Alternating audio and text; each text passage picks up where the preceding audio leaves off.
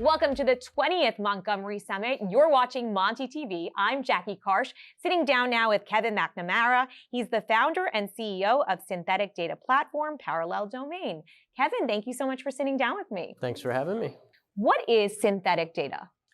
Generally, synthetic data is data created by a computer or by software. Historically, people have viewed synthetic data as being created in a simulation, like a video game or almost an animated movie that creates data in 3D graphics. But more recently, there have been advancements with generative AI that have enabled people to generate data not only through simulation, but also with AI. Companies that are developing models, they need a lot of data.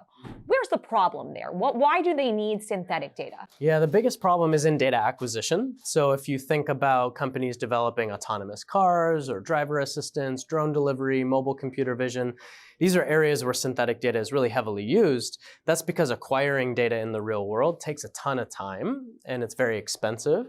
And you might not actually get the data you need. So you might think of companies like Toyota or Waymo that are out there trying to develop autonomous vehicles. They have these large fleets of cars that they drive around. If you've ever been to San Francisco, you'll see them all over the place.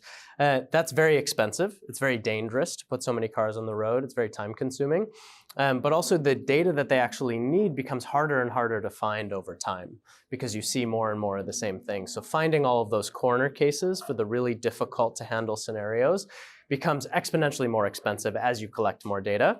That's where synthetic data can really help. And people can generate exactly the data they need through these simulations and through some of these generative AI approaches in a fraction of the time it takes in the real world. So when our customers are trying to develop machine learning models, synthetic data can be a way to do that a lot faster and a lot more cost effectively. The word synthetic doesn't necessarily generate confidence. How can we be confident that it is as accurate as real-world data? Yeah, it's a great question because we often have to build that confidence with our customers because they're very used to working with real-world data. And there's a bias there where people naturally believe that data from the real world is just inherently better. We've been able to show in many ways that's not true. Like the data that you collect in the real world has bias. And if you're collecting data in San Francisco, for example, that's going to very often have biases of the people and things and actions that tend to happen in San Francisco. Synthetic data can actually be an opportunity to correct that. But like you said, building the trust that synthetic data actually works and is good enough to work alongside real data is a challenge.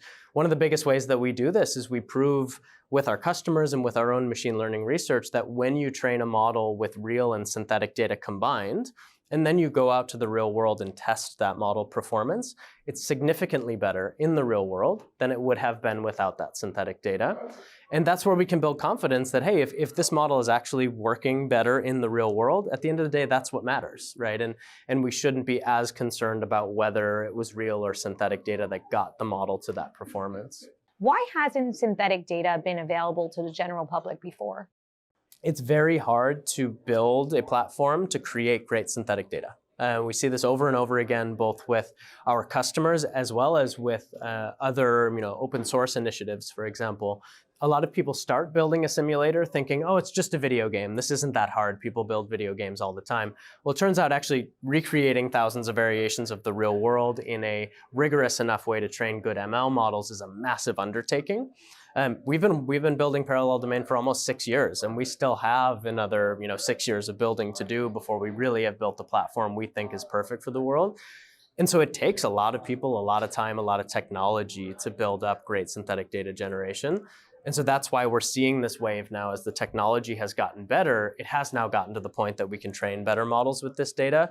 And that's why in the past 2 to 3 years, synthetic data has become a really popular category.